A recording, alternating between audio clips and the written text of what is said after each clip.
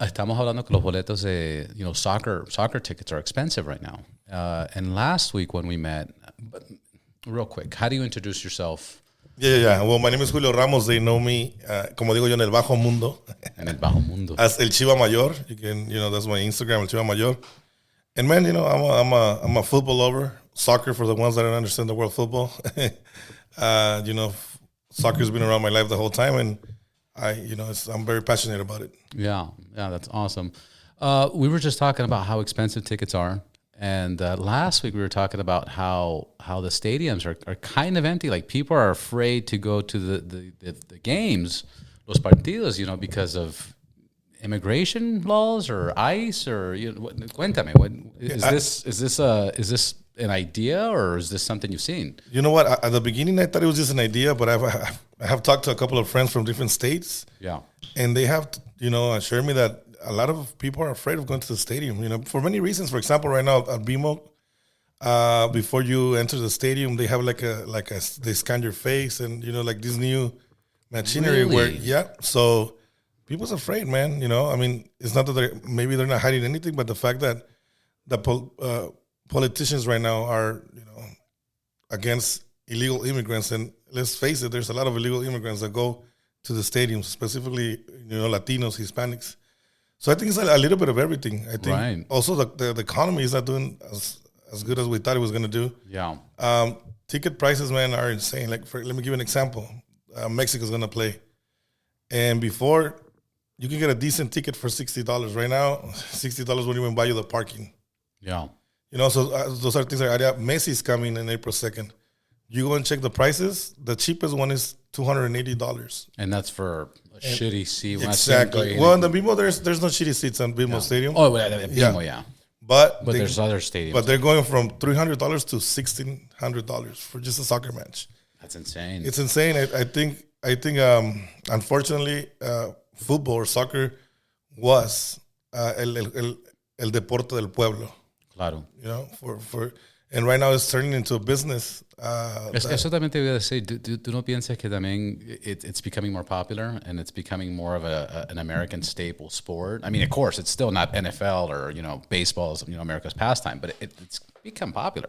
Super popular. Yeah. Nowadays, you go around any park and you're gonna see kids, kicking the ball. Before, you won't see signs like "soccer not allowed." Yeah, for sure. So it's a little bit of everything. I think the fact that Apple TV paid $2 billion to MLS to have the rights to show the games, that just shows you that it's growing and growing, and it's becoming a more of a business.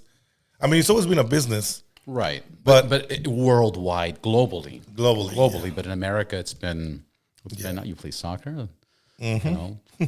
And then what are some of the reasons that you think it's become popular? You just think, is it some of these celebrity players? Is it just it's becoming more convenient, more accessible? I mean, it's always been accessible, but ¿qué cambió? Not that accessible, though. I mean, things are changing because soccer is the number one sport around the world. That's number one.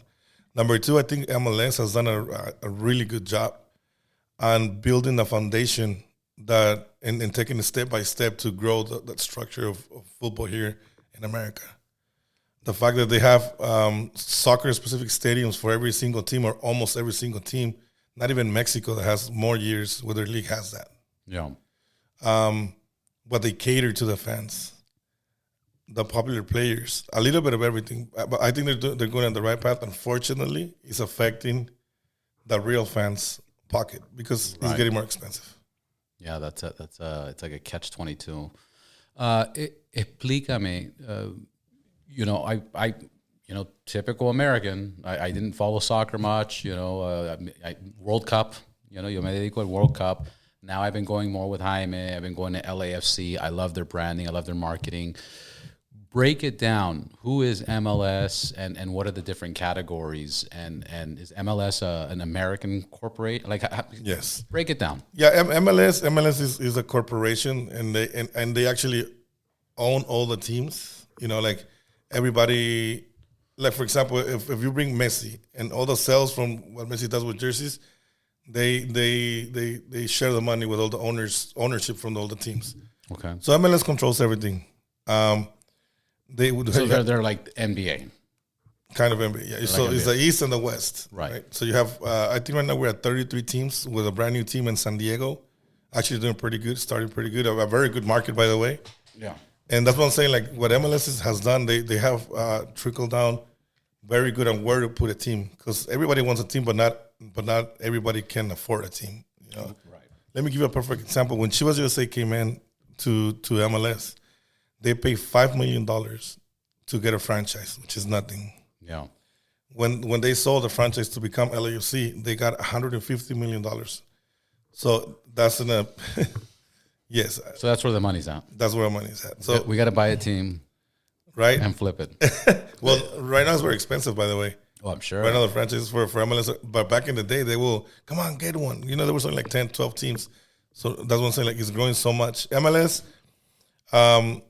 they monopolize the league in a sense. You know, you have salary cap, which is holding back the league from growing. It's so weird because if you become a champion, your budget, you know, lowers down, and then you have to get rid of players. It happened to if LAFC. you win, really? Yeah. What, to like even it out? Yes. It happened to LAFC. It happened to Galaxy. It has happened to other teams that have won the championship. It's just weird, you know. No.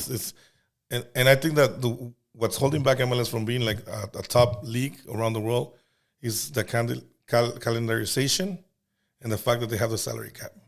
Wow. So what do you think is the future for MLS? Just growth, just unlimited growth? It's a bright future. The fact that we're having the World Cup in a couple of years, Mexico, Canada, and U.S. We have Super Bowl, World Cup, and Olympics coming in, right? Yep. In LA? Yep. Yeah, it's crazy. It's gonna be good for us. No. You know, A vender agüitas en la calle. todo, lo que sea, hermano, lo que se fruta. pueda. Ya estoy sacando camisetas de todos los equipos que vienen. But you know, it's only gonna help the MLS, and I think they know what to do. They know the next step, and the next step for them is having the same calendar as the rest of the world when it comes to soccer. Right. Because we don't have it. MLS goes just a straight, 33 games the full year, and then it takes some months off. And in other countries, it's like more. It's a different calendar. That's one. Number two, relegation. The fact that we don't have relegation. What relegation is, if your team does bad and is the last team, the last place, they go down to Division 2, and then you bring up the champion of Division 2 to Division 1. The reason why they're not doing that is because, like I was telling you, the franchises are so expensive that they want to make sure that the people investing money in a franchise for MLS, that they don't have to worry about, oh, shit, if my team doesn't do right, like I'm going to lose all this investment. Because that's what happens when a team relegates around the world. I think those two things, when they change that in the salary cap, it's going to be different. And they're going on that. Right now, I think it's the calendarization first, and then the salary cap is also going to change. With Messi coming in, I mean, they're basically have half of ex-Barcelona players with Miami. Yeah, of course. So that opens up for the rest of the team, because remember, they got to be fair, right? Of course. So, it's a bright future for MLS. I think it's going to be the best league. And it hurts me to say it, because to me, it's Liga MX and then MLS, what I follow. But MLS is going to be the best league in the continent of America in 10 years. I'm sure. LAFC, I was looking at the ownership. How is that normal to have such an incredible ownership? I mean, the actors, celebrities, famous, business mongols. Is that normal for a lot of teams, or that's like an LA thing, typical? I think it's an LA. It's an LA thing. Yeah, right? man, because it's too many good owners. Wow. Even if it's a little bit, the fact that they're there on the list and they bring their own people to follow the team, et cetera, et cetera. That's what makes. I think that's one of the things that makes LAFC unique. The fact that they have a lot of people. Well, their branding and marketing is insane. Insane. Too. I had Stacey Johns, the CEO, CFO on here. And last I heard, their marketing was so amazing that they signed up with a worldwide parks and rec center that's global, and they got hired just for the marketing aspect of it. And I was like, wow, if they're killing it. Uniforms, styles, everything. Sexy even their uniforms. Stadium, it's beautiful floors, beautiful bars. Yeah, Beautiful team on the pitch as well. We have a really strong team. We've said it, LAFC nació grande.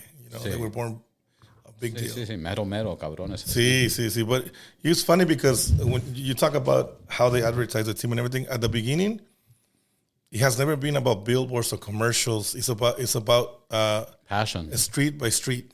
You know, the fact that the hat that which I didn't bring it today, but it's an iconic. It's turning the idea behind it, which by the way, was from Richard Roscoe. Shout out to Richard Roscoe.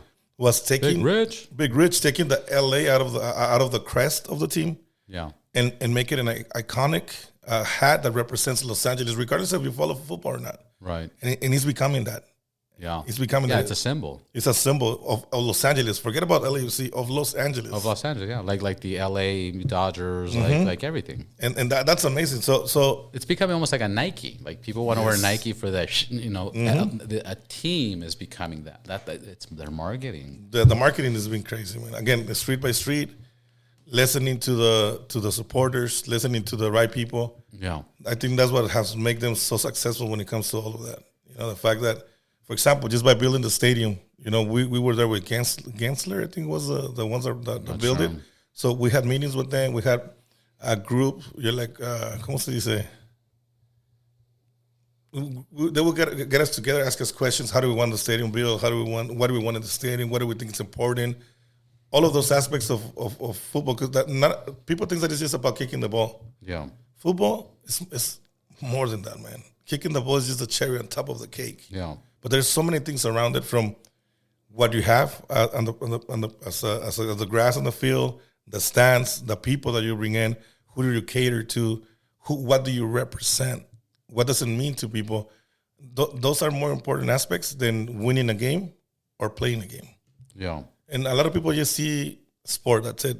For me and for many people that you see in the stadium, it's above and beyond. It's technical. Yeah. It's technical, it's a skill. Uno de los partidos que fui con Jaime, I think it was LAFC versus America.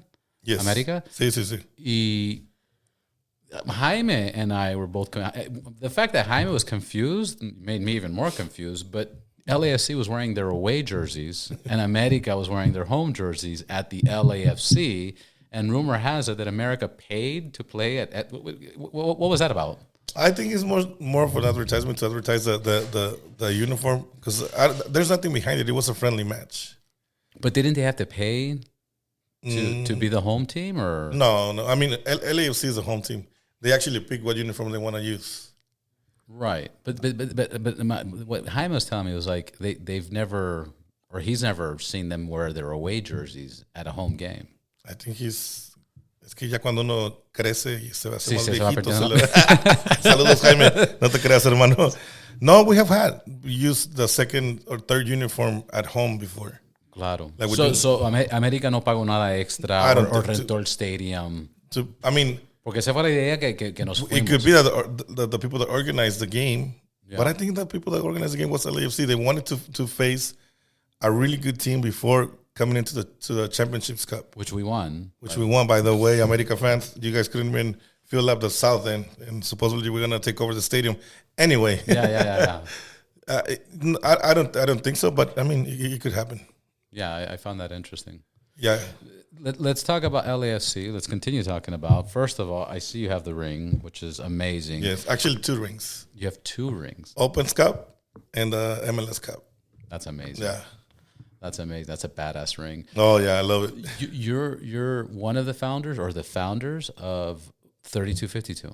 One of the founders. One of the founders. Yes. What is 3252?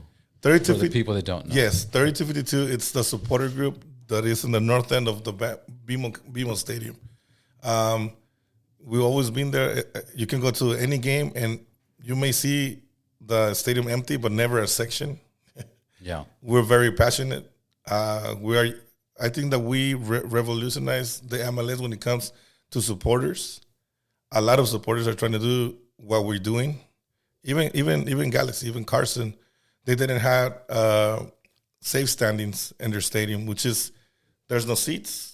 You're standing, because in the supporter culture, we don't sit down. We're always standing, singing, chanting, etc. Yeah. And we saw that, also in Austin as well. So many other teams that are following what we did. The 3252 is more than a supporter group. It's a union. It's the heart. It's the heart and soul of Los Angeles Football Club. But besides that, it's also a community. It's also, we welcome everybody. we always fight for the right things, regardless. Not just about soccer or football. It's about our community, and our community is Los Angeles. So we're always willing to do what it takes to help our community. And that's beautiful, man. So some of the things, because I never even thought about that. Obviously you guys just don't go to the match and that's it. Se ven más. You guys do stuff outside. What are some of the things that you guys have been a part of, and the events that you guys put together? And let me tell you one that I really enjoy doing it and love. We had an away game in León, Guanajuato, Mexico. One of our friends through Global Diplomatic, Carlos Aguirre, got together with a 3252. And we went to an orphanage 2 miles away from the León Stadium. We went. We had some time with the kids. We donate a lot of stuff, and we asked them, "Have you guys been to the stadium before?" 2 miles away from them, never. They have been to the stadium, and I'm talking about kids that are very passionate about soccer. So we managed to get 60 tickets to take the kids to the stadium, and man, their faces, they lost their mind. Oh my God, I get chills because it's something beautiful to see, especially when you love the sport so much. Yeah, those are the kind of things that we do as a community when it comes to the 3252. That's beautiful. Another one, we go to the farmers. Cuervos organize that through the 3252, and we deliver stuff to the farmers in Oxnard, all that. So we're looking. Again, it's about community, man. It's not just about football. It's not just about soccer. It's about helping our community. And that's the beauty of the 3252. The fact that, let me tell you, for example, people that know about soccer, they know that the rivalry between Mexicans and Salvadorians, when it comes to soccer, it's hard. Yeah. Back in the day, we wouldn't even get along with and it's sad to say it, but it's true, with the Salvadorian when it comes to sports. LAFC, we have managed to find a formula where everybody feels identified with Los Angeles Football Club. And when you're in the stands, you forget about where you're coming from. It's all about the black and gold. And we become a family, and we talk about the issues that we had, and we put them aside. And actually now we're brothers and sisters of many other communities that were separated because of hate or soccer or whatever. Yeah, some kind of division. Some kind of division. So you can see a Chiva fan with an America fan chanting for LAFC. Borussia Dortmund fan with a Bayern Munich fan chanting for LAFC. Manchester City, Manchester United fans chanting for LAFC. And that's the beauty of what we have built. Nobody has been able to find that formula when it comes to other stadiums, even national teams, because there's always division. With LAFC, we managed to find that formula of convincing people, like, hold on, you like soccer? Yes. What's your team? Well, I follow this team in my country, or my country is that, my dad's country. Well, come and support your local team, LAFC. Well, no, I feel like I'm going to be trading, my club. Yeah. And then this is I think it's either do you want to be a fan of just watching them on TV, or you want to be a fan like being in the stands, being active for the city where you grow, or probably you were born here. There's nothing wrong with it. It's two different teams, it's two different leagues. So we got to convince people, to come to the LAFC, and that's why you see so many hardcore fans for LAFC with tattoos, Even Jaime has a tattoo of LAFC. Yeah. So it has become something very, very nice and very strong. And I think it's going to be something that is going to last forever in Los Angeles if we take care of it. And it's going to be more than just a team or just a supporter group. It's going to be something that represents Los Angeles. I don't know if you remember, if you went to the stadium on our opening match, we did a tifo thanking the firefighters for everything that that happened. The highlights on those things, those kind of things, those kind of type of messages, which are beautiful and are necessary right now in this society, man. Yeah. People need to say it's a symbol of the city. Yeah. So we can easily say 3252 or this following of LA would not exist if it wasn't started in LA, right? Exactly. Yeah. So LA kind of fuels what LAFC is. 100%. The fact that we're a melting pot, like you find people from all over the world. Yeah. And again, finding the formula to unite all of those people for one reason, which is Los Angeles Football Club and the team and the city is just unbelievable, and it's amazing. And that's why a lot of other teams are following. Yeah. No, it's very incredible because you see Chavo, which is Armenian. You see the Mexicans. You see everybody. You see the Italians. Everybody's there. One thing that amazes me the most is that there's not a single person that goes to the LAFC stadium that will not mention the 3252. Yeah. And from sponsors to big stars to famous people to a random fan. When they go to the stadium and they come out, they're like, holy shit, what's that? What's going on in the North End? Yeah. Do they get paid? Yeah. Are those guys for real? And no, we don't get paid. And yes, we are for real. You know, it's something that I always, for example, last game, there's a group from France that came in to interview and check out the North End. And the first thing I told them was like, look, man, one thing that you guys Europeans think is that we are fake fans here in the MLS. We're not fake fans. I mean, come on, we're immigrants. 90%, if not more, of the people in the stadium is immigrant or comes from an immigrant background. Yeah. Most of the immigrants love soccer. Yeah. So don't come and tell me that I'm fake when it's part of my DNA. You know? And I always and there was another group from Argentina, and I told them the exact same thing, you know, because they want to minimize what we're doing just because we're in the U.S. Did you tell him, che, boludo? Che, anda. Deja echar la pelota, boludo. Deja echar la pelota, boludo. Yeah. Yeah, of course, you know. Well, of course. I mean, the haters are going to hate. Yeah. I mean, what LAFC has done, I don't think anybody has done. You know, and their operations, their management, their marketing, their branding, the city, that everybody. And 3252, what's even more impressed that I see is that they have their own merchandise. Yeah. They have 3252 We're independent. shoes. They're independent. It's like a brand of the brand of the brand. Yes, sir. You know, so what they've built, and that's because of you guys. Yeah, and 32. I know the answer. Yeah, because you asked me what is it 32, and then we went like. Yeah. So okay, so let me tell you this story, man. We before the team was before we even had a player, okay? Because don't forget the franchise of LAFC was announced on October 30th, 2014. Which, by the way, I was the only fan invited to the the unveiling or whatever of the new franchise in Los Angeles. After that, 2015, we started working with the founders of the 3252, which was like, I would say 9 to 11 of us. We started working on how we're going to operate, what are we going to do, you know, without even knowing where the stadium was going to be built, without even knowing what type of team we're going to have, the colors of the team, et cetera, et cetera, et cetera. So we started the conversation. We had 3 meetings that ended up at 2, 3, 4 in the morning trying to figure out a name for the supporter group. One thing that we had clear is that we wanted one name that was going to represent all of us, because we have many different groups within the 3252. Yeah. District 9 Ultras, Cuervos, Luckies, Expo Originals, really? TSG, which represents the Korean community, LAO, I know, I mean, Empire Boys. I'm forgetting like 2 of them. Yeah. But there's more than 9. There's like, that 42 Originals. It's just a lot of supporter groups within the support under the umbrella of the 3252. So we had very clear that we wanted an umbrella name to represent all of us.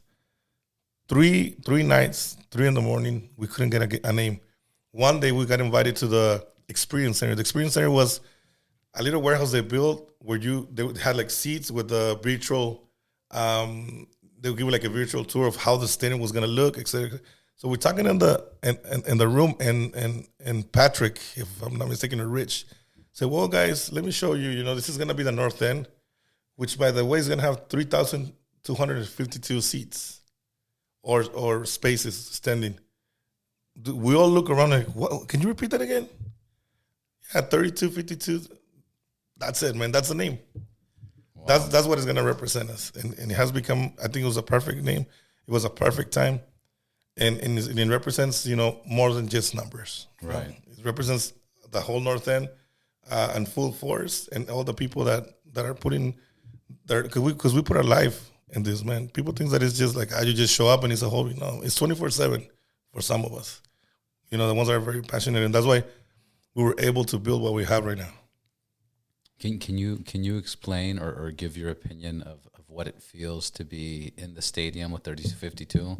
What happens? The music, the drums, the flags, the smoke. Can you? It's a energy. It's a whole ceremony, man. It's a ceremony. It's a ceremony. It's like we are the cathedral of football. We have the cathedral of football in the United States, And, you know, vamos a una misa, hermano. It's como it's like going to church. Sí. It's a ceremony that begins with us tailgating. People, you know, if the game is at 7, they showed up at 11. You know, have a good time with friends, with family, with kids. Games at 7, they show up at 11. So están ahí Todo el día. todo el día. Then after that, we do the pre-match get together. Like we round up with the drummers, and we do some chants and everything. We go inside the stadium, and then once you're there, man, I mean, the energy just takes over, man. The passion that we put into the drums, which are the soul and heart of the 3252. The beauty of it, and people don't understand that we're a very hybrid supporter group, and you don't see this anywhere. We have people that are professional drummers. We have people that play barra style, repenique, murga, which is very Argentinian, Uruguayan. And then we have something that nobody else has, the Aztec drums. That just gives more flavor to what we do. And then we have the chants that are, some of them are very European, and some of them are very, very South American. Yeah. And then you combine them both, and then you just have the most amazing supporter group in the MLS. It's indescribable, to be honest with you. You gotta be there. You gotta feel it. You gotta. No. You gotta know that. You just gotta experience it. And I invite everybody to come to the North End. If you haven't been to the North End, send me a message, and I will help you to get in the North End so you can feel that passion that we bring to the stands and why it's so popular and why are we the best. That's beautiful, man. That's awesome. You have a podcast too. Yes, sir. You have a podcast. What's the name of your channel? What do you talk about? ¿De qué se trata? Yeah. ¿Cómo lo pensaste? See, look, again, I'm a very passionate football person. And let me tell you a little bit of background about me. I was born in Guadalajara, Jalisco, Mexico. When I was born, my father was working for Club Deportivo Guadalajara, which is Las Chivas, which is the most popular team in Mexico. So I was always around football. My padrino, my godfather, played for Chivas. So me being around football is, you know, it's just different. Yeah. But one thing that changed my life for good is when I came to the U.S. is soccer. I remember, unfortunately, when I came here, I came with my uncles, and they were not going in the right path. So they got arrested. I was on the streets like for 2-3 days, and then some days with some friends that would let me stay in their house. And the only thing that kept me going was soccer. And don't take me wrong, I was not Maradona or Messi or a really good player, but I was very committed to what I did. The fact that You were better. I was better, yeah. The fact that my coach from high school told me, listen, Julio, you stop messing around and you give me good grades and you're the team. That's all I needed to hear to become a better student, because I would mess around. I had nobody to tell me nothing. You know, I will just jump the fence, go get me a hamburger, jump the fence back, and nobody will tell me anything. Which is funny because I met you eating hamburgers. Exactly. Which, by the way, were very good. It's the first time I tried them like that. Yeah, the Flying Dutchman. The Flying Dutchman. Yeah, Oof. mustard fried, whole grilled onions with raw onions inside. I love them. Aguanta, ¿verdad? Sí. Qué rico, delicioso. Anyway, so for me, soccer has become, in my life in general, like it's the medicine that heals my soul. Yeah. You know, when like one thing that we don't talk about as men is mental health. Yeah. Right? For example, when my father passed, my mental health was not the best. Until today, it's still like it hurts me a lot. But the fact that I was able to play soccer and be in the stands singing my lungs out, my heart out, that was just a therapy. You know, I never thought, never in my life, I would think that I was gonna be able to meet people like you, like Jaime, like Giorgio Chiellini, Gareth Bale, Carlos Vela. I'm friends with most of the ex-Chivas players. Yeah. You know, my idols, Claudio Suarez, Martin Zúñiga, Ramon. I can give you a huge list. I will never thought I would get to that point. Same. Pero mi amor por el fútbol has taken me there. Now, my channel is about that. Vive El Futbol is the name of my channel. On Which, YouTube. by the way, my padrino, on YouTube and Spotify, my padrino, my number one, my first guest was Jaime Camil, of course. Of course. And people's going to say, well, hold on, why Jaime Camil? He's not even a soccer player. He's an actor. Yeah, but he's a crazy soccer lover like me, man. This guy, the passion that he has for LAFC, I mean, it's indescribable. It's addicting. And he's not fake because a lot of people think that he gets paid for that, I just laugh. Like, no, he doesn't get paid. Like he loves the team. He fucking loves it. Dude, like he loves it. Or piensa que es dueño, like we get stopped all the time. It's like, oh, you're one of the owners, and like, no, he's like, I wish, right? He wants to. Nada que ver. He's just a fan like everyone else. So in my channel I have interviewed Carlos Vela, which by the way, you can go anywhere, and try to find an interview with Carlos Vela for more than 20 minutes. He gave me 44 minutes because of the relationship that we built through what we have done for LAFC. I think that he's a pillar of the success of this club. Yeah, and he's a legend of our club, and he deserves a really nice send off whenever if he decides to retire or whatever he decides to do. LAFC has to have a nice ceremony for him to say thank you because he deserves it. So in my channel, it's on interviews with players, and I have El Mañanero Futbolero, which I record live every Saturday, and we talk about football in general. Yeah. But that's basically it. It's all around football. But ponga el teléfono. Put it on silent because the vibrations you could hear like in the speakers of cars. Like, it is on silent, by the way. Yeah. You know what? Let me put it on Do Not Disturb. Porque está en silencio. Sí. No, pero está vibrando. Mm-hmm. Yeah, because that's my wife texting. Yeah. There you No, go. it's beautiful. So you have 86 episodes. Or I saw you had 86 videos or something like that. Maybe 86 videos. Yeah. Yeah. Interviews, I have, Chicho Arango, Elias Sanchez, Maxime Crepeau, Latif Blessing, Carlos Vela, Jaime Camil. I don't remember. I have more interviews that I'm going to start uploading, but yeah, it's just what got you into that? What made you say, hey, I got to start my own channel? And I mean, first of all, it's amazing we can do this, right? Yes, of course. It's a godsend.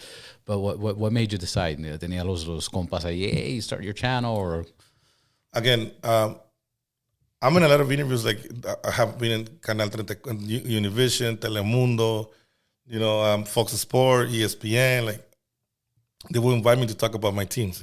Mexico, LAFC, or Chivas. So after doing that, people will ask me, like, why don't you do your own thing, man? Like, you seem like you're good at it, And it's a dream of mine, not just to have my podcast and talk about what I love, but also I work with the Empire Strikers. It's a professional soccer team of indoor soccer here in the U.S. Yeah, y soy el comentarista en español. That's another opportunity that I opened up because of all of these that I have done. And to me, it's like I enjoy it so much. It's just unbelievable. And I'm just doing it because, look, my number one goal with Vive El Futbol is for people to get motivated, for people to understand that there's more things going on around football than just football. And like what I mentioned at the beginning, soccer is more than just kicking a ball or winning a game or going to the stadium for the 90 minutes. It's a 24/7 thing. And soccer has the power of stopping wars. And I'm not making this up. You can Google it, and you're going to see there's some wars that stop because of soccer. And it has the power of changing people's lives in a positive way. Whether if you're sick or you have mental issues or you feel alone, whatever that is, through soccer, you can change lives. And that's my goal, to change. If one person that listens to one of my episodes sees life in a different perspective, in a positive way, I win, regardless of the views. And that's my goal. Yeah, that's the whole idea of this. Well, one, I enjoy the interactions with people. I can politely say, hey, turn your fucking phone off. Yeah. But the one-on-one, you don't get this a lot with people, especially nowadays. Yeah. And then you're right. You one person, two people, three people, whatever the case is, a better attorney, better insurance, a better tip, a better way to live, a healthier style. Yeah. It's worth it. It's worth it. Now, what were you doing? Exactamente, ¿qué estabas haciendo that you were talking to the TV stations and the TV networks? Like you were just known as a crazy fan, that you were that guy that people are like, fucking Julio es, aquí viene Julio, like, quítase. Yes. That was you. Yeah. So every time they will ask, do you know a fan that, like a hardcore fan that can talk to, that can really talk to about football and about the game that is coming up? Oh yeah, call Julio. Here, send a message to Julio. And I have a lot of connections with people from from ESPN, from Univision, from Telemundo. They always reach out to me. Yeah. Hey, I need this. Can you help me? Hey, can you come to the studio? Can we interview? So I mean, it's about knowing what you're talking about, I guess. Or maybe they feel inspired or from what they see. Well, there's a lot of people that know what they're talking about, but they're not passionate. Yeah, and you're passionate. Thank you, and I think that's the difference. Yeah, I think that's the difference, and that's why. Actually, right now I'm working for Latin Nation. We have a show in English. It's called Latin Nation Football Club. You can see it every Friday on the LATV app.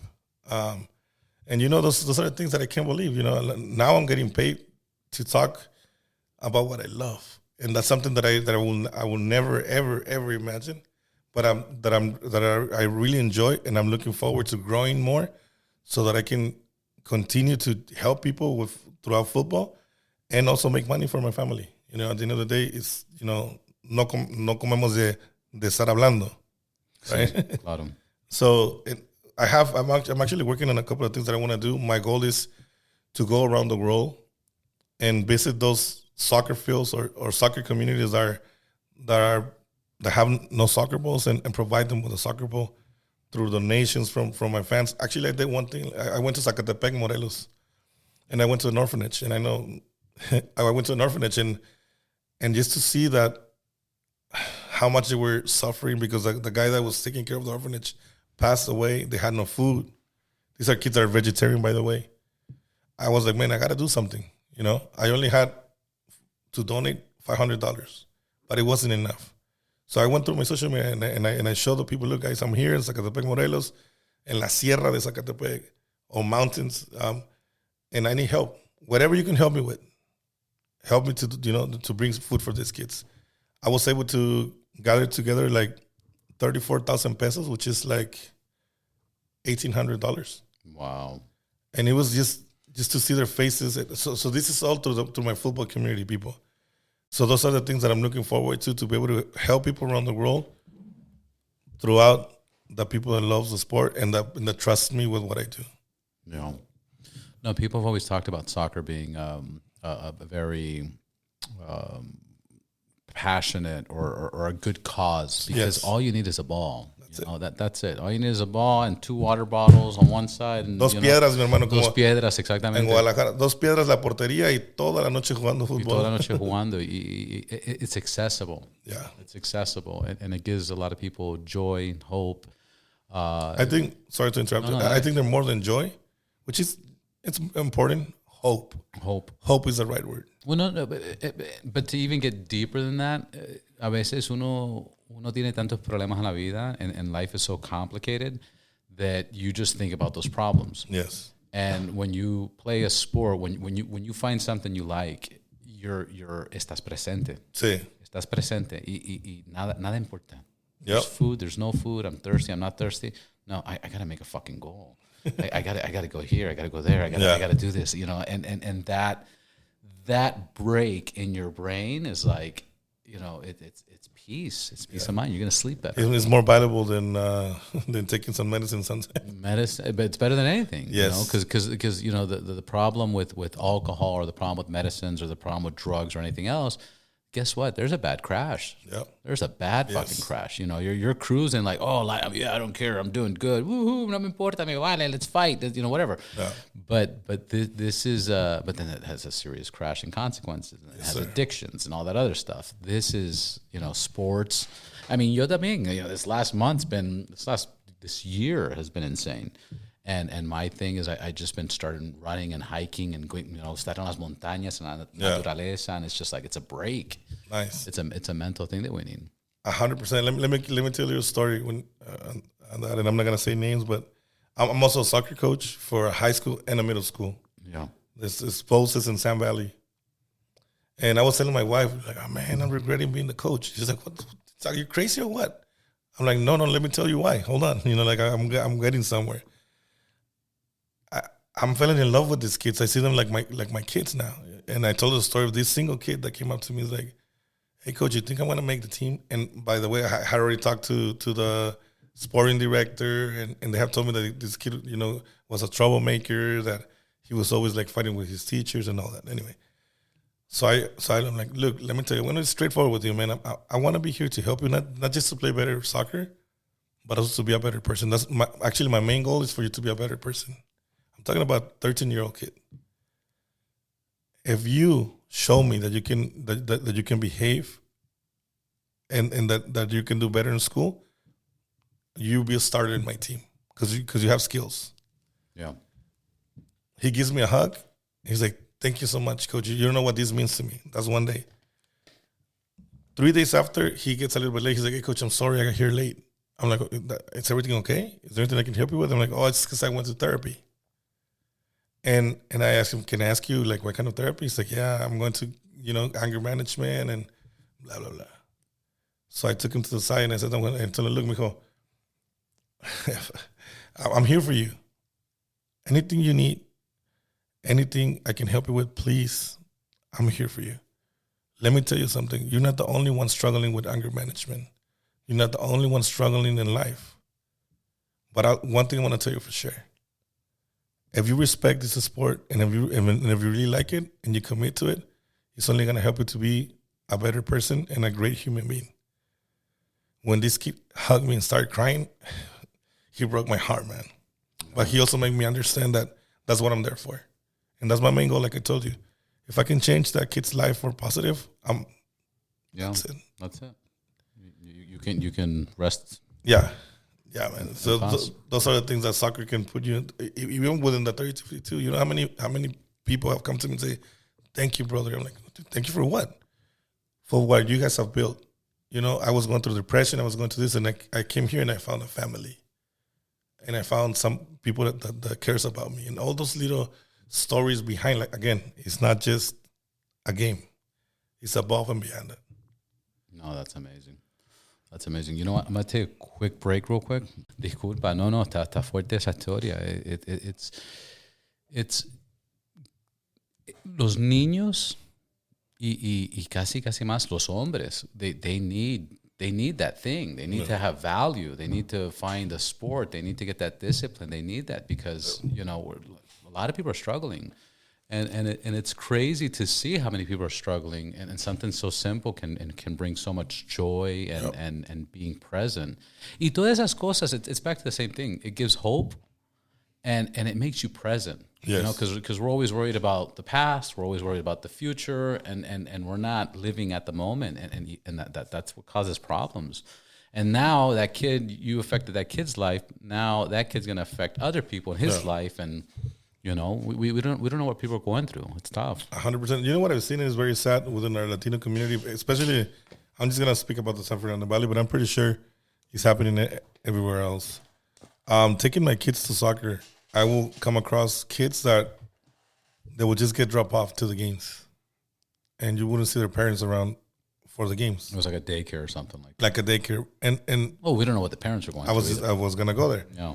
Some of them was because parents were working, and come on, we're here in the U.S. I mean, it's very tough for only one parent to be working. Yeah. Like, it has to be la pareja trabajando juntos para sacar la familia adelante. Claro. But there was also those kids that the parents didn't really care because they were divorced, the parents or whatever. But they will find in football and soccer the joy and the hope that they're looking for. Yeah. But there's also the other side of it that when they grew up, they didn't follow the right path. And for example, like one of my son's best friend that was very into soccer, he was a really good kid, good heart, very good soccer player, went to the wrong path, and he ended up getting killed by some gang members thinking that he was a gang member. He was not. So this is the two paths that you can take in soccer or any sport. Like you said, any sport can help you. Anything, jiu-jitsu, karate, yes. Anything that challenges you physically and mentally and requires discipline. The only thing that there's missing out there in the community a lot, it's people trying to make that change. I don't know if I'm... What do you mean? Yeah. For example, you got the coaches that are there, but I don't see enough people really trying to get involved. Not get involved. For example, the coaches, they care about winning. Yeah. The ones that I come across. But it's very rare that I hear a coach talking to the kids about their future, what they can gain with soccer. More than just winning the game, like stay in the right path and your life is going to be better. I don't see a lot of coaches talking about that. Yeah. Is that making more sense? It makes sense. So I think we, for example, one time we were sitting down on a semifinal with my kids. He was 12 or something. And a photographer that I know for years, he's a very known photographer, Roberto. The coach is going crazy. Great name. Right? The coach is going, tenemos que ganar y que para que lleguen a ser profesionales. And, you know, and Robert stops the coach. He's like, hey, kids, let me tell you something. And I'm going to be 100% legit with you guys. From here, maybe none of you are going to make it professionally. From thousands and thousands of kids that play soccer, maybe one becomes a professional soccer player. But that's not the end of the world. This is an opportunity for you to learn how to play soccer. So maybe you can get a free scholarship at a university or in a college. So the kid's face went from being like, then what I'm here for to, oh, there you go. You know, it can help me with more than just becoming a professional soccer player. So people like him, we don't have a lot in the community. Yeah. People that talk to them about their real life. Because soccer is soccer. I mean, you can tell them about formations and well, not only that, but you're getting the physical aspect, you're getting the exercise aspect, yes. You're getting the breathing aspect, you're getting the mental stress out of it. There's a lot of good things. And then if you work really hard and you work as a team, you get wins here and there. Yeah. And, you know, it's way more than that. Yes. Well, question. How long have you been coaching now? With the high school, it's been 2 years, and there's a reason why. But I've been coaching. Like I had a team for like 20 years. So you have 20 years of coaching experience. Yes. Okay. My question is, how have the students changed? You know, so for example, what I bring up is like I'm hearing rumors now that the younger generation, our goal in life as kids was to get our driver's license. Yeah. You know, ya quiero salir, sí, ya quiero manejar solo. Sí. Kids don't want to get driver's license. They don't care. There's Ubers and blah, blah, blah. They don't want to, I got to, you know, who cares? Is that happening with the soccer? Like, are people caught up on their phones or they're still fans and they still like it? Like, have you seen a change in 20 years? Not with my teams because I get the You're like, not me. Yeah, because you know I make sure I get the kids that really enjoy playing the sport. Yeah, and it's not even about the skill of level. It's about the fact that they love it and they respect it. Again, it's about respecting it too. Yeah, I talk a lot about the gods of football. If you're respectful to the gods of football, they will give back to you. The gods of football. The gods of los dioses del fútbol. Y la gente se ríe de mí. Sí. Pero mis dioses del fútbol me han regalado mucho en esta vida. And the main reason why I'm here talking to you right now and I didn't become a gang member or end up in jail selling drugs, because for me it was so easy. My uncles will sell drugs. Yeah. Is por los dioses del fútbol. Claro. You know, y me han puesto en lugares inimaginables. So when you respect... Y te ha dado acceso a gente inimaginable. So for me, it's very, very important. I always tell them about respecting the sport. It's more than just showing up to practice. What would you say is, it could be a combination, it could be many things, but in your experience, what is the key to a good player? Is it discipline? Is it passion? Is it, what have you seen? What stands out? Look, skills is important, but trust me, it's not the most important thing. I've learned within the years that can help you, but only to a certain extent. That's it. It's about discipline. When I had a game that I was invited to, Chivas Guadalajara under 20. So I came up with the under 20 team so we can play Chivas Guadalajara, which is, we're talking about a professional soccer team. We go up in the first half and we're winning 2-0. We're beating them 2-0. Second half, they smashed it with 7-2. Everybody in the locker room was upset. We had him. And I'm like, hey, everybody quiet. You want me to tell you the difference why they won this game so easily? It's not because of skills, because you guys are good players. You guys prove it on the first 30 minutes that you can be better than them. The difference is that these kids sleep soccer, eat soccer, shed soccer, dream soccer, eat soccer, everything. They're disciplined. They train every day for hours. Do you guys think that with training 2-3 days a week, that's it? if you're really about the sport, you got to commit your life to it, and you got to be very disciplined. Like, and there's so many things behind just the skills. Yeah. That's it. I didn't need to say anything else. They understood right away. So it's passion. It's passion, but most of it is commitment. Commitment. If you really want it, discipline, commitment. I know players, professional players that had an amazing career that will tell me, you know what, Julio? In my barrio, I was the worst player. I was the worst player, but I really wanted it. I was very committed to it. I was passionate, and most importantly, you know, they will do whatever it takes. Yeah. And that's the difference. You can be a great player, but if you're not committed, if it's not for you, if you think that because a lot of kids think that if I put you to an exercise or training, they think that they're doing it for me. They're not doing it for me. You're doing it for you. If you do it right, you're gonna be better. If you don't do it right, you're not gonna improve. Very simple. Just like in anything you do in life. Yeah. So that's the difference. You could be a decent player and still make it professional, or go far, or you can be a very skilled player and not care about the sport, not respect the sport, and you don't go anywhere. And I've seen so many of my friends, good players that could be professional players that had actually opportunities to be amazing players or professional players, and they decided to go out and drink. Las chicas siempre llaman más. Yeah. Et cetera, and they ended up just being a regular person working in a factory. You know? Yeah, Muhammad Ali, he said it. They're like, what's the hardest thing about training? He goes, the training's easy. Fighting's easy. The hardest part is not going to the bars, the women, the temptations, the drug, everything else. That's the hard. Yeah. Yeah. But that's funny because I was talking to my, ahora tengo un niño que va a cumplir 16 en abril, and he's like, hey, Dad, like, what should I be focusing on, this, that, blah, blah, blah. I'm like, dude, as long as you avoid parties and drinking and drugs and just do that discipline and practice your fight. He wants to be a fighter, a kickboxer. As long as you just have that discipline and avoid all this nonsense, you'll be good, man. That's it. That will come. Kids, listen, eventually you will get that.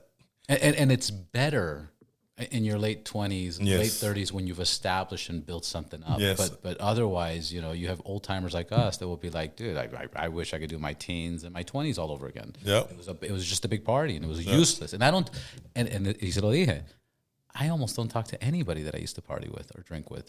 I don't talk to them. And if I do run into them, they're not in good condition. They're pretty unhealthy. They're pretty lifestyle. It's pretty mediocre. Yeah. So those are all distractions. They're trying to take your time. To say it's cool. It's bad. It's really bad. Especially nowadays. For kids, it's hard not to be committed or to be disciplined. Yeah. The phone is a huge distraction. Yeah. Everybody thinks they know everything already nowadays because you can Google it and then you have an answer. Yeah. But yeah, I mean, for the kids that are willing to do, like, are trying to become professional soccer players or any sport, you have to. It's funny because I was listening to a conversation and they were talking about how knowledge is going to lose value because we have access to knowledge 24/7. Yeah. I don't care what degree you have. I don't care what you're an attorney for. You can, there was a quick story about a man. He had a sick dog, took him to the veterans. They did a blood test, this, that, and they're like, there's nothing, like, your dog's going to die. Like, we can, whatever. Yeah. And the guy's like, no, I love my dog. I love my dog. I love my dog. He grabbed the blood test and the results. He put it into ChatGPT. Look, my dog's this age. My dog's this sex. This is when it happened. This, that. Here's his blood results. And ChatGPT is like, well, actually, you can do this and that and that. This. He went to another veteran's office, showed los resultados, and said, look, here's what's going on. They saved the dog. So my point is that knowledge is now not. They were talking about how it's being depreciative because you can access anything. Y el momento que te ponen un chip, but skills in sports, you can't do that. You're either disciplined and good, or you're not. And even with podcasting or with communications, it's funny because my first time commentating a game was an incredible experience. Let me tell you why. First, I was going to be the PA in Spanish for a match between Ronaldinho and Kaká at Toyota Arena. Yeah. So then they tell me, you know what, Julio, the other commentator didn't show up, so guess what? You're going to be it. And I was going to be next to Fernando Fiore. I don't know if you know who Fernando Fiore is. No lo conozco. Fernando Fiore es el presidente de la República Deportiva. He had a show for 20 years. An Argentinian guy, very famous, very popular with the soccer community people. Oh, my God. So, we do the game, and Fernando's like, hey, man, let me ask you something. Do you study, no sé cómo se llama la carrera, sports? Journalism. Journalism, yeah. I'll be honest with you, man, no, I do this from the heart. I love it. I hear, I listen, and then I try to, to do it the right way. He's like, I'm going to tell you something. There's two types of people. Los que en teoría, by the book, they know everything. Everything. But they suck. They have no talent. Yeah. And there's people like you that I'm pretty sure if I ask you a couple of questions about the periodismo, you not even know what to answer. Yeah. But the talent that you have is more valuable than going to school for 4 years or whatever to get a career. And that to me was like, oh shit. Yeah. That's why I was saying, even for podcasting, anybody can try to do a podcast, but if you don't have the right tone, the right charisma, the right, what I'm saying? You're not going to make it. You're not going to make it at all. Yeah, there's people that have the technical aspect of it, pero no tienen forma de, no tienen presentación. Sí, claro. No, they don't have personality. Personalidad, sí. They don't, it's like, okay, I know how to. yes, exactly. They're very robotic. Yeah. Oh, he made a goal. What a nice goal that was. Did you see how he kicked it? You hear it, though, in the English commentaries, sometimes you're like, oh, come on, man. Yeah. Put a little bit of passion into it. Yeah. But yeah, those are, it's going. And talk about the players and of course. Yeah. Passion. Love what you do and it'll take you somewhere. Yeah. Julio, we covered an hour. I think this is a great introduction. I'd love to cover a game one day where we're watching it and we're just talking whatever how we want to talk about and do that. And I greatly appreciate what you're doing for the community. Thank you. Being part of 32, being one of the founders of 3252. And, do you want to give your social media and YouTube one more time? Yes, of course. You can find me at El Chiva Mayor on Instagram. Sí, en el bajo mundo del Instagram. En el bajo mundo del Instagram. Same with Twitter or X right now. Yeah. And then my YouTube channel is called on TikTok and on YouTube, Vive El Futbol _. Vive El Futbol _. And I'm going to have, very good interviews coming up. Gulit Peña, Marco Fabian, Claudio Suarez, which are, ex-soccer players from El Tri, from the national Mexican team. Yeah. And hopefully, sooner rather than later, Cristo Fernandez from Ted Lasso is also going to be part of Vive El Futbol pretty soon. That's awesome. Yeah. That's huge. Felicidades. Yes, gracias. Thank you. And again, just invite everybody to try to be a better human being, man. I think we can all be a better person. And I always love reading sometimes things that Jaime puts, man, anybody can be an asshole. Yeah. But sometimes just by smiling to somebody, by saying good morning to somebody, change someone's life or someone's perspective of life. Of course. Right? So through sports, through being a nice person, I invite you to help us change the world a little bit. Because, it's crazy out there, man. And hopefully one day I can tell you my whole story, how I got here. All the years that it took me to go back to Mexico and what was that all about. Long story. Maybe later on we can. No. I'm telling you right now that I want to start bringing more people. I've had 154 episodes now. Nice. And I think only 3 or 4 have been back, but those catch on better the second time than the first time, porque ya la gente conoce más o menos el cuento, la historia de dónde vienen, qué fue, tú sabes quién son. But that's the idea. Una pregunta más de chismoso. Dale. Not everybody gets that ring. No. Yeah. No. I know Jaime has one for sure. This is the third one I've gotten to see in person. Okay.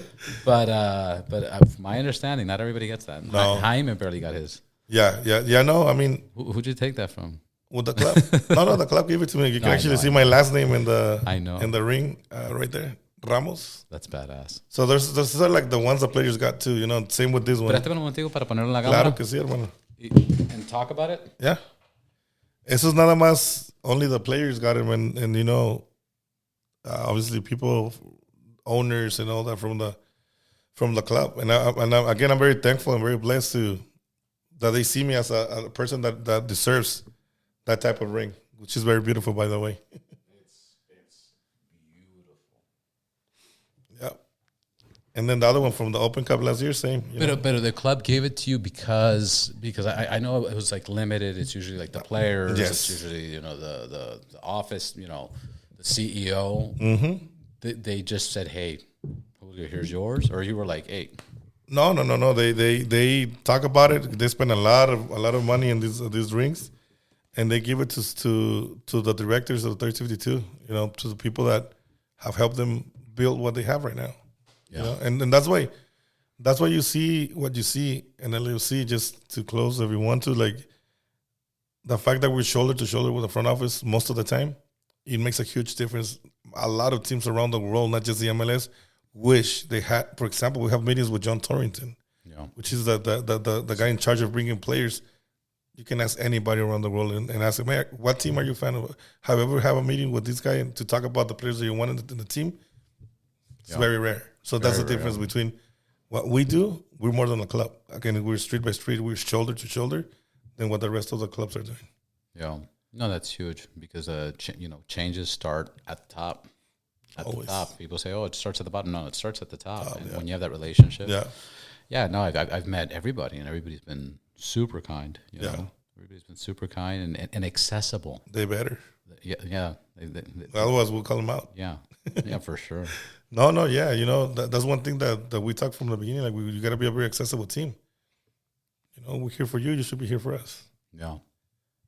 And any last words? Nada, hermanos. Que viva el fútbol. Que viva el fútbol. Sí. Muchísimas gracias, Julio. A ti, hermanito. Bendiciones. Igual.